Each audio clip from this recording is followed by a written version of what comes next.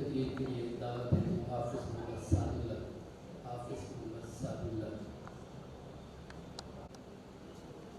نحمده ونصلي على رسوله الكريم أما بعد فأعوذ بالله من الشيطان الرجيم بسم الله الرحمن الرحيم إنا نحن نزلنا الذكر وإنا له لحافظون صدق الله العظيم تلاش علم پہنچ گیا کہاں سے کہاں تک جہاں میں تلاش علم پہنچ گیا کہاں سے کہاں تک جہاں میں بتا دو صحیح کون سا سبق ہے خدا نے نہیں دیا قرآن میں میرے واجب الاحترام اور معزز سامعین السلام علیکم ورحمۃ اللہ وبرکاتہ۔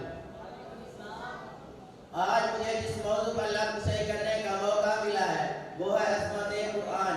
سامعین عزیز وقار، قرآن مجید اللہ تعالیٰ کی طرف سے عطا کی گئی ہدایت کی آخری کتاب ہے جس میں انسانوں کی ہدایت اور رہنمائی کے لیے تمام بہترین اصول بیان کر دیے گئے ہیں۔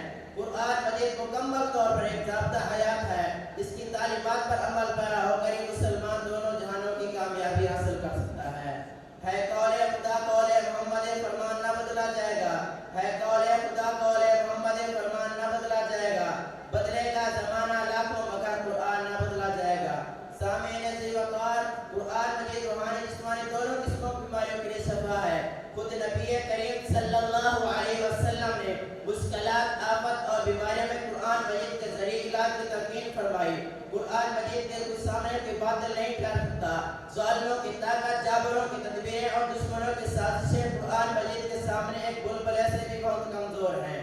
قرآن مجید کا نور بدخواہوں کی آنکھوں کو بے نور کر دیتا ہے۔ برہمن یہ پکار اٹھے، یہ بہت اعلیٰ کلام ہے، اس کا مقابلہ نہیں کر سکتے۔ قرآن مجید اپنی قوت، شان اور تاثیر کے ساتھ موجود ہے۔ نہ ہو ممتاز کیوں اسلام دنیا بھر کے دینوں میں، نہ ہو ممتاز کیوں اسلام دنیا بھر کے دینوں میں، وہاں مذہب کتابوں میں، یہاں قرآن سینوں میں۔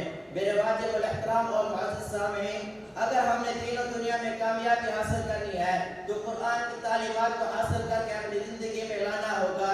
یہ سچی، پختہ اور مضبوط کتاب ہے، ہم سب کے لیے رحمت بھی ہے اور شفا بھی ہے۔ آئیے قرآن مجید سے سچی محبت کا عہد کرتے ہیں۔ دل میں ایک تمنا تھی کہ دنیا پر جاؤں تو ایک کام کر جاؤں، دل میں ایک تمنا تھی کہ دنیا پر جاؤں تو ایک کام کر جاؤں، اگر ہو سکے اے مسلمان تجھ مجھ سے تو خدمت قرآن کر جاؤں۔ وآخر دعوانا الحمدللہ رب العالمین۔